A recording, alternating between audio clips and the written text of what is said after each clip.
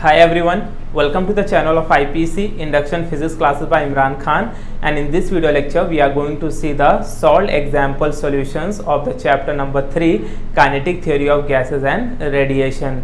तो चलिए देखते हैं कि इसमें कौन कौन से एग्जाम्पल्स दिए हुए हैं। मैं एक चीज़ यहाँ पर बताने वाला हूँ कि जितने भी सॉल्व एग्जाम्पल्स हो चाहे अनसॉल्व एग्जाम्पल्स हो यानी अनसॉल्व न्यूमेरिकल्स हो, उसमें मैं जितने भी न्यूमेरिकल्स कवर अप करने वाला हूँ that are related to very important for board exam point of view. अगर मैं कहीं पर कोई एक न्यूमेरिकल छोड़ देता हूँ तो उसका मतलब ये है कि वो जो न्यूमेरिकल है वो कॉन्सेप्ट वाइज या कैलकुलेशन वाइज बहुत लेंदी है, जिसके वजह से उसके बोर्ड में आने के चांसेस बहुत ही कम है, रेयर हैं, इसीलिए मैं वहाँ पर उन्हें सॉल्व नहीं करा रहा हूँ। तो वैसे टाइप्स के क्वेश्चन को जब हम लोग नीट के लेक्चर्स या सीटी के लेक्चर्स करेंगे तो वहाँ पर हम लोग उसे कवर अप कर लेंगे। तो इसके लिए आप जरा भी ऐसा मत सोचना कि वाले मैंने कोई एग्जाम्पल्स क्यों छोड़ दिए या वाला मैंने न्यूमेरिकल्स क्यों छोड़ दिया, ओनली जस्ट बिकॉज कि उसका जो कैलकुलेशन पार्ट है वो बहुत लेंदी है और ऐसे कैलकुलेशन के पार्ट जल्दी एग्जाम में नहीं आते हैं, ऐसे रिलेटेड क्वेश्चंस। ओके, तो चलिए हम लोग शुरू करते हैं। एग्जाम्पल नंबर सबसे पहला देखते हैं, that is example number 3.2 which is on page number 61। Example number 3.2 on page number 61। Okay, ये मैं इसके लिए लिख दे रहा हूँ ताकि आपको कोई भी कंफ्यूजन ना हो। ओके, सो देखो यहाँ पर क्या गिवन है, एट 300 केल्विन, यानी कि हमें क्या दिया है, टेम्परेचर दिया है। टेम्परेचर कितना दिया है, 300 kelvin. What is the RMS speed of helium atom. तो टेम्परेचर 300 केल्विन में उसने क्या पूछा है कि आरएमएस स्पीड कितनी होगी, यानी कि VRMS। और गिवन में क्या है, mass of helium atom is 4U। Mass of helium atom कितना दिया है, 4U, एंड वहाँ पर 1U की वैल्यू कितना दिया है, एंड वहाँ पर बोला है 1U is equal to 1.66 into 10⁻27 kg।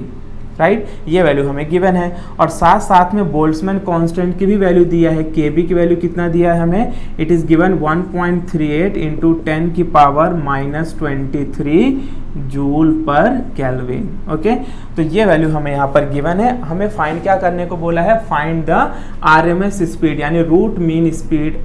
Okay, तो चलो फाइंड करते हैं। सो देयरफॉर अगर मुझे VRMS निकालना है तो इसके लिए फॉर्मूला क्या हो जाएगा हमारे पास, रूट ऑफ V स्क्वायर, है ना, यानी कि ये क्या है, मीन स्क्वायर वेलोसिटी, और ये क्या है, रूट मीन स्क्वायर वेलोसिटी। तो अगर मुझे मीन स्क्वायर वेलोसिटी मिल जाए तो फिर मुझे रूट मीन स्क्वायर वेलोसिटी भी मिल जाएगी। राइट, तो अब हम लोग कौन सा फॉर्मूला हमें यूज़ करना है, ये हमें इसके बारे में सोचना है। तो हमें फॉर्मूला वही यूज़ करना है जहाँ पर हमारी ये वैल्यूज़ कहाँ क्या हो जाए, फिट बैठ जाए।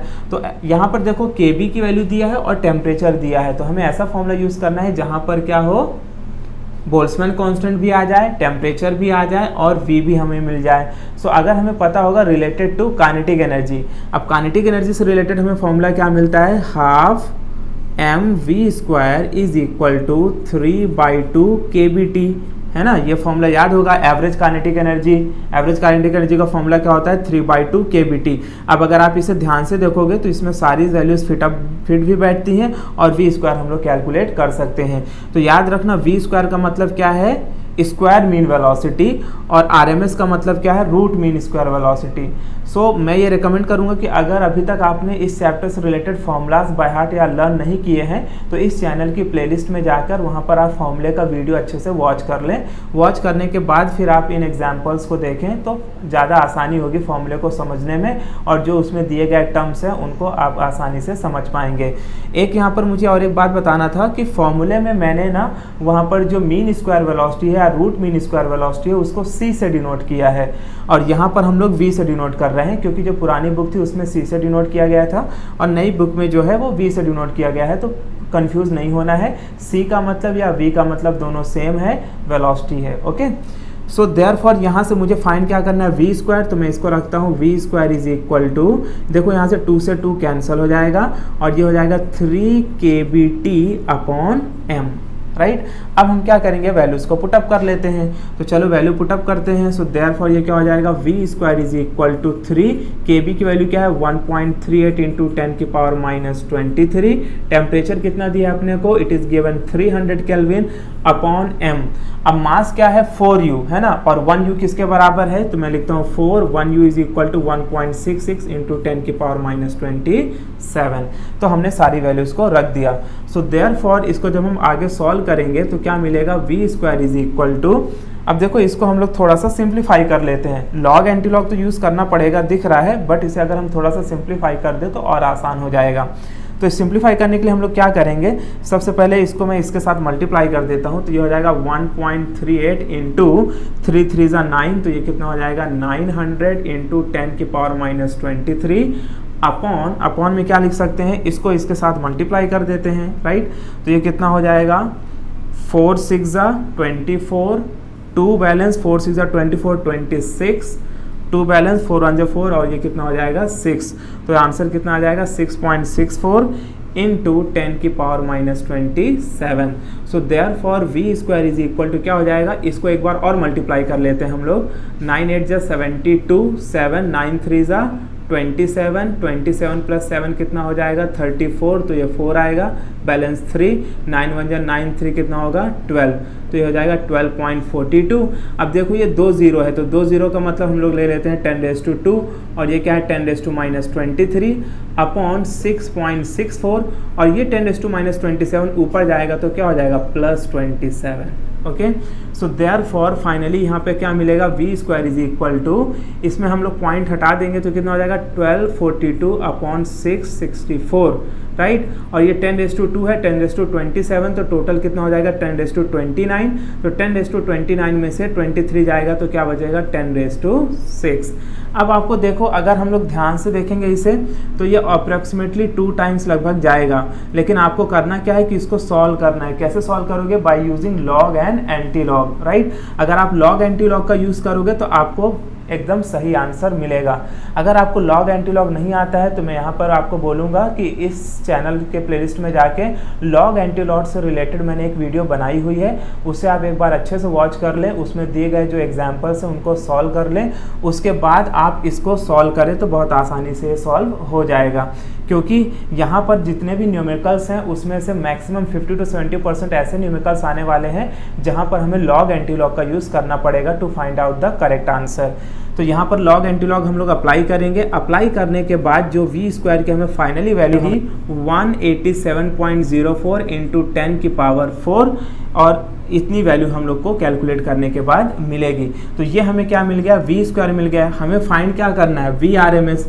सो therefore V R M S यानी रूट मीन स्पीड क्या हो जाएगी यहाँ पर, रूट ऑफ वी का स्क्वायर, राइट। तो वी का स्क्वायर हम लोग यहाँ पर वैल्यू कितनी है, रूट ऑफ 187.04 इंटू 10 की पावर 4। 04 हो सकता है या 05 हो सकता है। अब आपको क्या करना है, अब आपको रूट निकालना है। तो रूट भी अगर आपको नहीं आता है तो रूट के लिए भी मैंने वीडियो बनाया हुआ है, तो आप स्क्वायर रूट और रेसिप्रोकल वाला वीडियो देख लें तो आपको रूट निकालना भी आ जाएगा।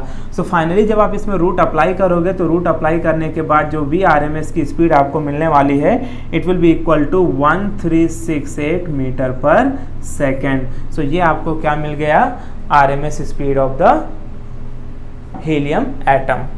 Okay,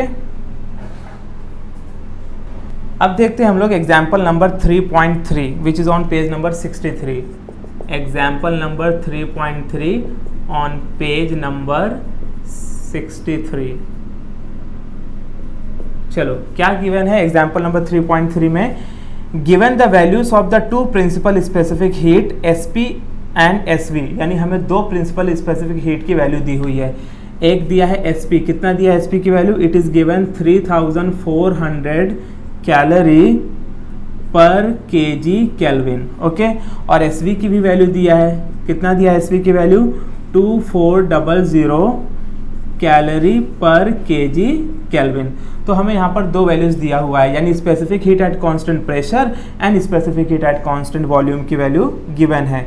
for the hydrogen gas find the value of J if the universal gas constant, क्या फाइंड करने को बोला है, J की वैल्यू फाइंड करने को बोला है, और यूनिवर्सल गैस कांस्टेंट की वैल्यू गिवन है 8300 जूल पर kg केल्विन। ओके, तो ये हमें यहाँ पर गिवन है। तो चलो हम लोग इसको फाइंड करते हैं। तो J का मतलब यहाँ पर क्या है, J का मतलब है मैकेनिकल इक्विवेलेंट हीट। ओके, तो J फाइंड करना है। तो अगर आपने मेयर्स रिलेशन फॉर्मूला पढ़ा होगा तो मेयर्स रिलेशन से हमें क्या फॉर्मूला मिलता है, that Cp minus Cv is equal to R upon J। ये फॉर्मूला है, बेसिक फॉर्मूला जो हमारे पास है। अब Cp का मतलब क्या है, molar specific heat at constant pressure, और Cv का मतलब क्या है, molar specific heat at constant volume. R क्या है, यूनिवर्सल गैस कांस्टेंट, और J क्या है, मैकेनिकल इक्विवेलेंट ऑफ हीट। तो अब हमें फाइंड तो J करना है, लेकिन Cp और Cv की वैल्यू तो हमारे पास है नहीं। इंस्टेड ऑफ हमें क्या दिया है, Sp और Sv की वैल्यू दिया है। सो देयरफॉर हम यहाँ पर क्या करेंगे, जो Cp की वैल्यू होती है it is equal to m naught Sp, and जो Cv की वैल्यू होती है that is m naught Sv, यानी molar mass into specific heat and molar mass into specific heat. तो हम लोग Cp और Cv की जगह पर ये वैल्यू पुट अप कर देते हैं। सो देयरफॉर ये क्या हो जाएगा, m naught Sp minus m naught Sv is equal to R upon J। अब यहाँ से कॉमन क्या है, m नॉट कॉमन है, सो देयरफॉर ये क्या हो जाएगा, therefore Sp minus Sv is equal to R upon m naught J, right. अब देखो हमारे पास सारी गिवन वैल्यूज हैं, सो देयरफॉर यहाँ से J के लिए हमें फॉर्मूला क्या बन जाएगा, therefore J is equal to क्या लिख सकते हैं हम लोग, R अपॉन m नॉट, और यहाँ पर क्या हो जाएगा, Sp माइनस Sv। अब हमें करना क्या है कि सारी वैल्यूज को पुट अप करना है। अब जैसे देखो वहाँ पर मोलार मास दिया है, क्या वहाँ पर क्या बोला है, किसका हमें निकालना है, हाइड्रोजन गैस का। तो हाइड्रोजन गैस का जो मोलार मास होगा वो कितना होता है, 2, राइट। तो आपको वहाँ पर लिख लेना है, फॉर हाइड्रोजन गैस जो मोलार मास की वैल्यू है वो कितनी है, it is given 2, okay. So चलो वैल्यू को पुट अप करते हैं। So therefore J is equal to, R की वैल्यू क्या है 8300 अपॉन मोलार मास कितना दिया है 2, Sp की वैल्यू कितनी है, Sp की वैल्यू है हमारे पास 3400 माइनस Sv की वैल्यू है 2400, राइट। सो देयरफॉर यहाँ से क्या हो जाएगा, J is equal to 8300 upon 2, इसको हम इसके साथ माइनस करेंगे तो कितना मिल रहा है हमें 1000, राइट। अब यहाँ से 0 से 1 0 कैंसिल, 1 0 से 1 0 cancel, so therefore J is equal to 83 upon 20। तो अब हमें सिंपली करना क्या है कि इसे डिवाइड करना है। सो जब आप डिवाइड करोगे तो फाइनली जो हमें आंसर मिल रहा है it is equal to 4.15 joule per calorie. तो ये हमें क्या मिल गई, इक्विवेलेंट मैकेनिकल हीट, ओके। तो बस अगर आप बुक में देखोगे तो बुक में आपको डायरेक्ट फॉर्मूला दिया हुआ होगा, लेकिन मैंने आपको बताया कि मेयर्स रिलेशन का फॉर्मूला यूज करके हम इस तरीके से फॉर्मूले को बना सकते हैं and we can calculate the answer.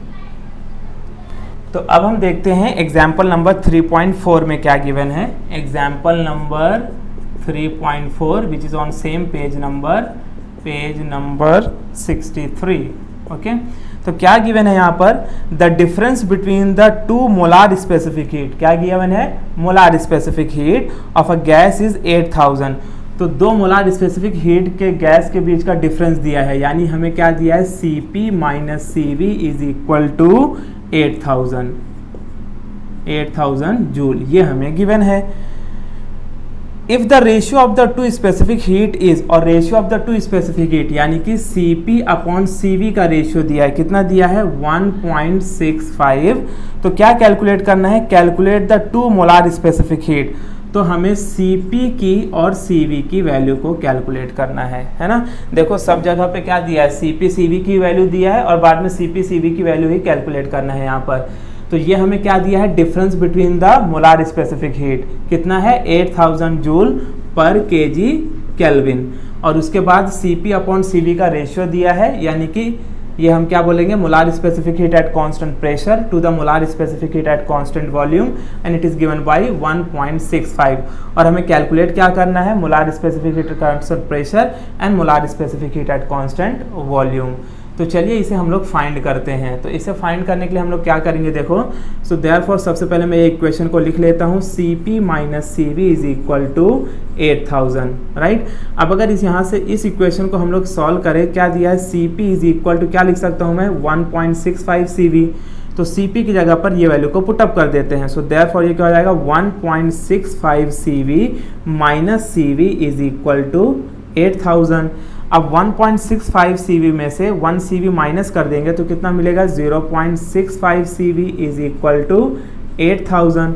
So therefore CV की वैल्यू क्या हो जाएगी 8000 अपॉन 0.65, राइट। समझा ना क्या किया। यहाँ पर आपको करना क्या है, CV को कॉमन निकाल लोगे तो 1.65 माइनस 1, तो 1.65 माइनस 1 कितना मिलेगा 0.65। सो यहाँ से अपने को CV की वैल्यू ये आ गई। सो देयरफॉर इसको और आगे सॉल्व करेंगे, सो क्या हो जाएगा therefore CV is equal to, यहाँ से मैं पॉइंट हटा देता हूँ तो इसको लिख सकते हैं हम लोग 2 0 और आ जाएगा अपॉन 65, राइट। अब आपको करना क्या है, थोड़ा सा इसको सिंप्लीफाई इस तरीके से हम कर देते हैं। इसको मैं लिखता हूँ 80 अपॉन 65 और बाकी वैल्यू को पावर में रख देते हैं। तो कितनी वैल्यू बाकी पावर में जाएंगी 1 2 3 4 यानी 10⁴। So therefore CV is equal to 16/13 into 10⁴। अब आपको क्या करना है, इसको डिवाइड कर लेना है। डिवाइड करने के बाद जो फाइनली CV के आंसर आ रहा है वो मैं यहाँ पे लिख देता हूँ। इट इज़ गिवन 12307.69, यानी कि जब आप इसको डेसिमल के फॉर्म में निकालोगे तो कुछ इस तरीके से आएगा। उसको अगर 10⁴ से मल्टीप्लाई कर दोगे तो फाइनल आंसर आपको इतना मिलेगा जूल पर केजी केल्विन। तो ये हमें क्या मिल गया, CV की वैल्यू मिल गई। हमें अब CP निकालना है, तो अगर मैं इस इक्वेशन में पुटअप कर दूं तो CP भी मिल जाएगा। सो देयरफॉर ये क्या हो जाएगा, CP is equal to 8000 plus CV।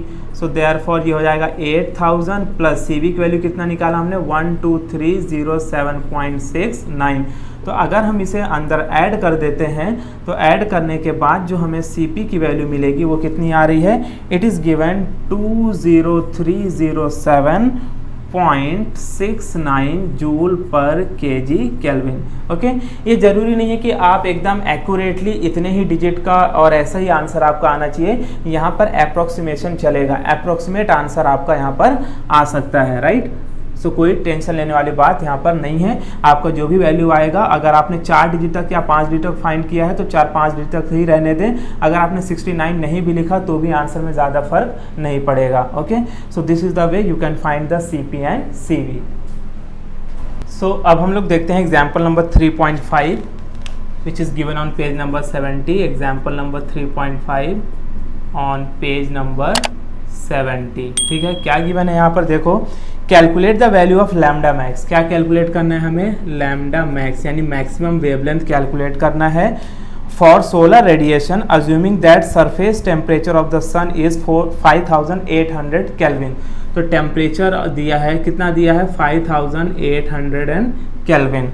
और क्या बोला है वहाँ पर देखो, विंस कांस्टेंट B की भी वैल्यू दिया है। कितना B का वैल्यू दिया है, it is given B is equal to 2.897 into 10 की पावर -3 मीटर केल्विन, राइट। तो विंस कांस्टेंट की भी वैल्यू वहाँ पर दिया है और हमें कैलकुलेट क्या करना है, लैम्डा मैक्स कैलकुलेट करना है। साथ साथ में हमें ये भी बताना है कि in which part of the electromagnetic spectrum does this value lie, यानी हमारा जो भी आंसर आएगा उस आंसर से हमें फिर ये बताना है कि वो किस पार्ट ऑफ स्पेक्ट्रम में लाई करता है।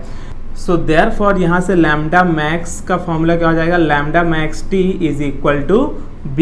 सो therefore lambda max is equal to B by T। B का मतलब यहाँ पर क्या है, विंस कांस्टेंट कितनी है B की value, it is given 2.897 into 10 की पावर -3 और टेम्परेचर कितना दिया है 5800 केल्विन। ओके, इसे अगर हम थोड़ा अरेंज कर दे तो मैं इसे इस तरीके से लिख देता हूँ 289.7। मैंने क्या किया, 2 डिजिट इधर शिफ्ट किया तो ये कितना होगा 10 की पावर -5 अपॉन इसको मैं लिखता हूँ 58 इंटू 10 की पावर 2। सो देयरफॉर फाइनली क्या हो जाएगा 289.7 इंटू 10 की पावर 2, नीचे है ऊपर जाके क्या होगा -2 तो ये हो जाएगा -7 और नीचे क्या बचा यहाँ पर 58। अब हमें करना क्या है कि by using log anti log इसे कैलकुलेट करना है। कैलकुलेट करने के बाद जो फाइनल आंसर आएगा दैट विल बी अराउंड, ये क्या आएगा 4.995 इंटू 10 की पावर -7 मीटर। ओके, तो अगर आप मीटर के टर्म्स में लिखना चाहो तो ये सही है यहाँ पर। और अगर हमें इस जैसे पता है कि वेवलेंथ जो है उसे एंगस्ट्रॉम में भी लिखा जा सकता है, तो इसी को हम लोग लिख सकते हैं 4995 इंटू 10 की पावर -10 मीटर और 10 की पावर -10 का मतलब क्या होता है, एंगस्ट्रॉम। तो इसे इस तरीके से भी हम लिख सकते हैं। तो ये हमें क्या मिल गया, मैक्सिमम वेवलेंथ मिल गया। अब वहाँ पर पूछा है कि in which part of the spectrum does this value lie. तो ये हमें कैसे पता चलेगा? तो यहाँ पर वैल्यू क्या है, ऑलमोस्ट 5000 है। तो आपको याद रखना है कि विजिबल रेंज का जो रेंज होता है that is from 4000 angstrom to 7000 angstrom.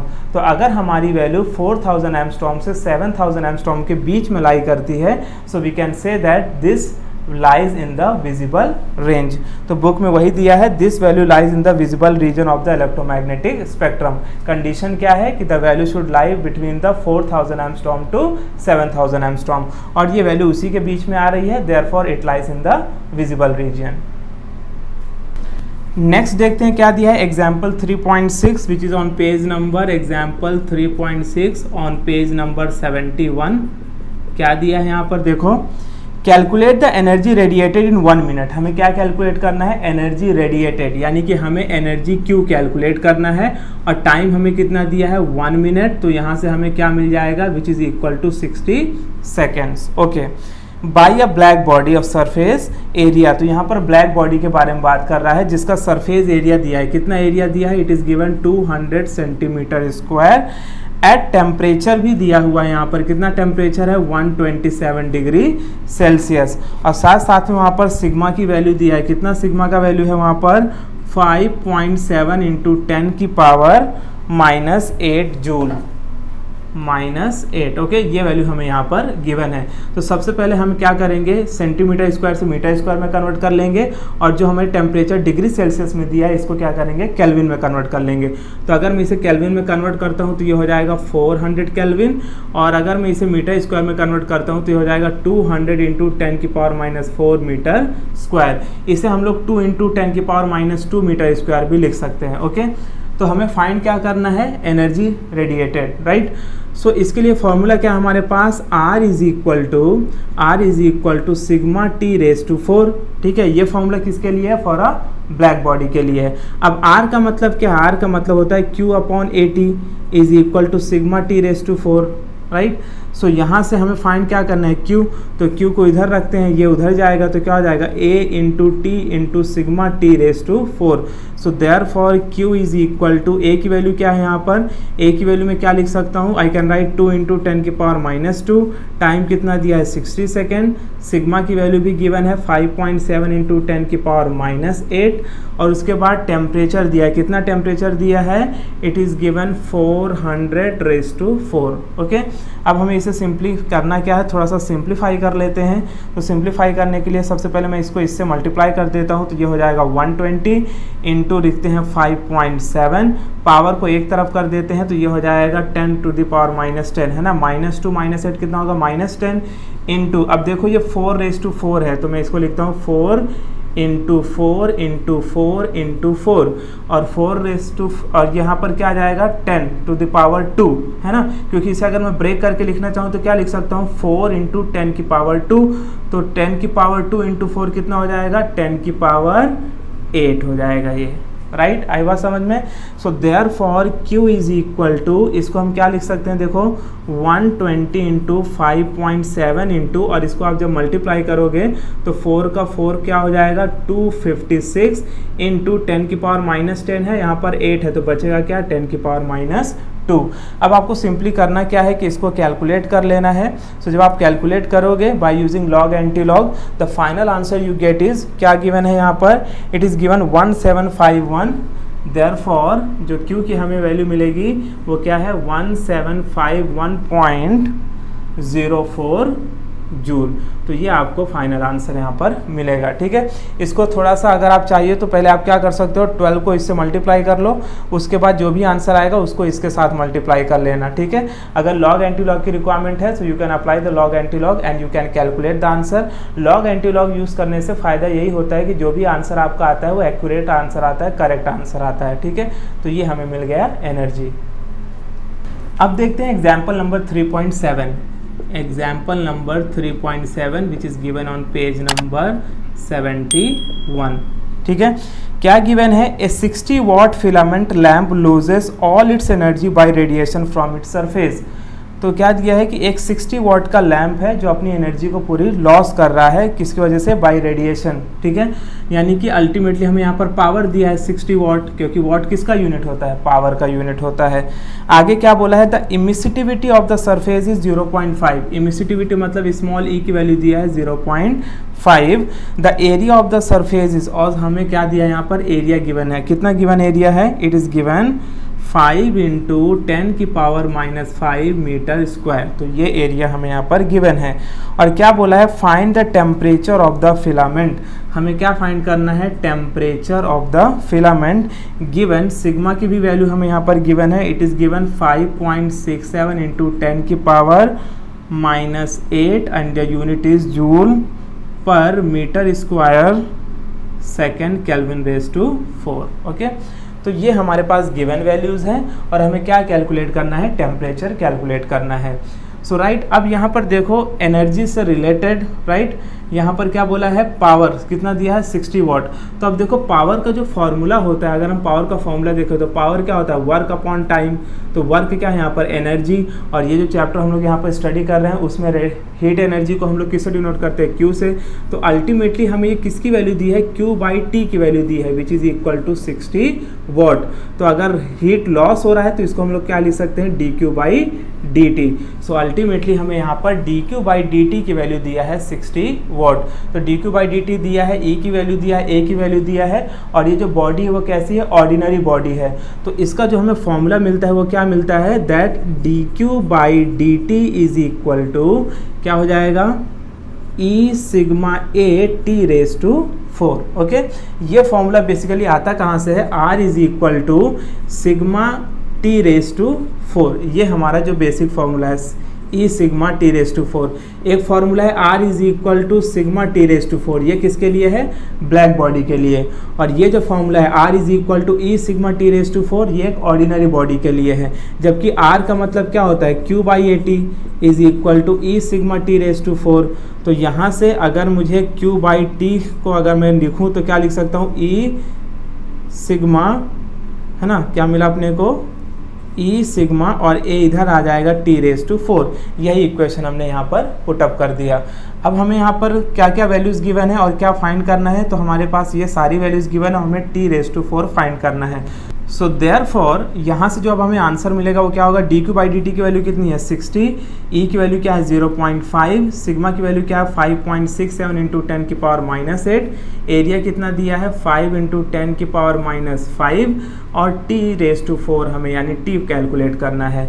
सो यहाँ से देयरफॉर T रेज टू 4 की वैल्यू क्या बन जाएगी, इट विल बी 60 अपॉन, इसको आप सिंप्लीफाई कर लो, 5 5 25 यानी कि हो जाएगा 2.5 इंटू 5.67, राइट। और यहाँ पर पावर कितना है 10 रेज टू -8, 10 रेज टू -5, तो ये कितना हो जाएगा 10 रेज टू -13। ओके, अब आपको यहाँ पर नीचे जाना है, therefore T raise to 4 is equal to, अब हम क्या करेंगे, इसको 25 से आप पहले इसको मल्टीप्लाई कर लो, मल्टीप्लाई करने के बाद इसको लॉग एंटी लॉग से इसको सॉल्व करना है, ठीक है। 10 रेज टू -13 ऊपर आएगा तो क्या हो जाएगा, +13 हो जाएगा, राइट। +13 आने के बाद ये जो भी आपका आंसर आएगा उसको एज इट इज़ लिख देना है। और फिर यहाँ पर क्या ध्यान देना है वो देखो मैं आपको बताता हूँ। जब आप इसको कैलकुलेट करोगे तो इसका जो फाइनल आंसर आएगा that will be T raise to 4 is equal to, क्या आ रहा है, it will be 4.2 into 3 into 10 की पावर क्या है 13। ये आंसर आपको फाइनली मिलेगा, राइट। तो इसको मैं क्या करता हूँ, इसको इस तरीके से लिख देता हूँ, 42.3 इंटू 10 की पावर 12। अब यहाँ से मुझे सिर्फ कैलकुलेट करना है T, सो देयरफॉर T की वैल्यू क्या हो जाएगी 42.3 इंटू 10 की पावर 12 टू द पावर यहाँ पर क्या आ जाएगा 4 आ जाएगा, राइट। अब इसको देखो कैसे सिंप्लीफाई हम करेंगे। सो देयरफॉर इसका मतलब क्या है 42.3 का पावर 1/4 और 10 टू द पावर 12 का पावर 1/4। तो इसको हम लोग कैसे सॉल्व करेंगे, therefore T is equal to, इसका मतलब क्या है, क्या इसको मैं 1/2 इंटू 1/2 लिख सकता हूँ, यस आई कैन राइट। और 1/2 का मतलब क्या होता है, रूट। तो आपको एक चीज़ यहाँ पर ध्यान देना है कि आपको सबसे पहले रूट निकालना है 42.3 का, उसका जो आंसर आएगा समथिंग अराउंड 6.5 आएगा, वापस से उसका रूट निकाल लेना है, तो आपको परफेक्ट आंसर मिल जाएगा। समझा क्या करना है, देखो इसका पावर कितना है 1/4, तो इसको हम क्या लिख सकते हैं 1/2 इंटू 1/2। 1/2 का मतलब क्या है, रूट। तो पहले आप क्या करोगे 42.3 का रूट निकाल लोगे, इसके बाद जो भी आंसर आएगा, आई थिंक 6.5 कुछ आंसर आएगा, उसका वापस से आपको रूट निकाल लेना है। So the final answer you will get is, वो कितना आंसर आपको मिलेगा 2.55। और उसके बाद इसका तो आपको पता है, इसको क्या मिलेगा 10⁻3। तो ये आपको क्या मिल जाएगा, temperature in kelvin. Okay, 2.55 into 10⁻3। अगर इसे आप मल्टीप्लाई कर देते हो, so you will get 2550 kelvin. So this is the temperature. तो अब हम लोग देखते हैं एग्जाम्पल नंबर 3.8। एग्जाम्पल 3.8 क्या गिवन है, that is on page number 72। Yes, तो यहाँ पर क्या गिवन है, compare the rate of loss of heat from a metal sphere at 827 degree Celsius with the rate of loss of heat from the same sphere at 427 degree Celsius. तो हमें यहाँ पर क्या कंपेयर करने को बोला है, rate of loss of heat. Rate of loss of heat मतलब dQ/dt1 अपॉन dQ/dt2 हमें कंपेयर करना है, जिसे हम लोग क्या लिख सकते हैं, we can write R1/R2 also. ठीक है, तो ये जो है हमें क्या करना है, कंपेयर करना है। तो गिवन वैल्यूज हमारे पास क्या है, यहाँ पर दो टेम्परेचर दिया है। तो इनिशियली हमें टेम्परेचर T1 की वैल्यू दिया है, कितना टेम्परेचर T1 दिया है 827 degree Celsius which is equal to 1100 kelvin. और दूसरा जो हमें टेम्परेचर दिया है वो कितना दिया है 427 degree Celsius which is equal to I think 700 kelvin. और साथ साथ में यहाँ पर क्या दिया है, टेम्परेचर ऑफ द सराउंडिंग यानी कि T0 कितना दिया है 27 degree Celsius which is equal to 300 kelvin. तो ये वैल्यू हमारे पास गिवन है और हमें क्या कैलकुलेट करना है, बेसिकली हमें यहाँ पर कंपेयर करना है rate of loss of heat. Okay, so therefore इसके लिए हमें पास फॉर्मूला क्या है देख लेते हैं। सो फॉर्मूला क्या आ जाएगा हमारे पास यहाँ पर, dQ/dt1 is equal to E sigma A। तो यहाँ पर तो ऑर्डिनरी बॉडी है कि ब्लैक बॉडी, पहले ये चेक कर लेना है। तो यहाँ पर क्या है, ऑर्डिनरी बॉडी है, तो फॉर्मूला भी हम लोग ऑर्डिनरी बॉडी का ही यूज़ करेंगे, E सिग्मा A। और यहाँ पे क्या हो जाएगा T⁻4 यानी T1⁻4 minus T0⁻4। Okay, upon क्या हो जाएगा dQ/dt, ये भी यहाँ पे क्या आ जाएगा E sigma A T2⁻4 minus T0⁻4। अब यहाँ से देखो E से E कैंसल, सिग्मा से सिग्मा कैंसल, A से A कैंसल। सो देयरफॉर हम इसको क्या लिख सकते हैं, इसको मैं लिखता हूँ R1/R2 इज इक्वल टू क्या हो जाएगा T1 का स्क्वायर। T1 की वैल्यू यहाँ पर कितनी दी है 1100, तो लिख लेंगे 1100 का ⁻4 माइनस 300⁻4 अपॉन कितना हो जाएगा फिर 700⁻4 माइनस 300⁻4। ओके, अब देखो इसे हमें सिंप्लीफाई करना है, तो कैसे सिंप्लीफाई करेंगे ध्यान से देखना। इसको मैं लिखता हूँ 11⁻4 इंटू 10⁻2⁻4 माइनस 3⁻4 इंटू 10⁻2⁻4 अपॉन में क्या आ जाएगा ये 7⁻4 इंटू 10⁻2⁻4 माइनस 3⁻4 इंटू 10⁻2⁻4। राइट, अब देखो यहाँ से क्या हो जाएगा फिर ये 11⁻4 यानी 11 into 11 into 11 into 11 minus 3 into 3 into 3 into 3। अब अगर आप देखोगे तो 10⁻2 इंटू 4 क्या होगा 8, और यहाँ पे भी होगा 10⁻2 इंटू 4 8, तो 10 ये पावर क्या हो जाएगा कॉमन बाहर निकल आएगा, यानी 10⁻2 कितना हो जाएगा यहाँ पर 8। उसी तरीके से हमें नीचे भी कर लेना है 7 into 7 into 7 into 7 minus 3 into 3 into 3 into 3। Okay, और उसके बाद फिर हम यहाँ पर क्या करेंगे यहाँ पर भी पावर को कॉमन बाहर निकाल लेंगे, तो पावर बाहर कॉमन क्या निकलेगा, इंटू 10⁸, और ये दोनों हो जाएंगे यहाँ पर कैंसल। फिर आपको करना क्या है, आपको कैलकुलेट करना है इस वैल्यू को फिर हम किससे डिवाइड कर देंगे, इससे डिवाइड कर देंगे। 3 3 9, 3 27, 3 81। तो जो भी आंसर आपका आएगा उसको आप -81 कर देना है, यहाँ पर भी जो आंसर आएगा उसको -81 कर देना है। सो फाइनली जो आंसर आपको मिलेगा that will be R1/R2 is equal to क्या दिया है, 14560 अपॉन 2320। ये जो वैल्यू आई है वो कैसे आई है, इसका जो भी आंसर होगा उसको इसके साथ माइनस करने पर ये मिलेगा, और इसका जो भी आंसर आएगा इसके साथ माइनस करने पर ये मिलेगा। इसे अगर हम और आगे सॉल्व करेंगे तो आंसर क्या मिलेगा, 182/29, यानी कि अगर आप इसको 5 वगैरह से कट करोगे तो आपको आंसर फाइनली आ जाएगा। Therefore R1/R2 is equal to 182:29। तो ये हमने क्या कर लिया, इसको कंपेयर कर लिया। ओके।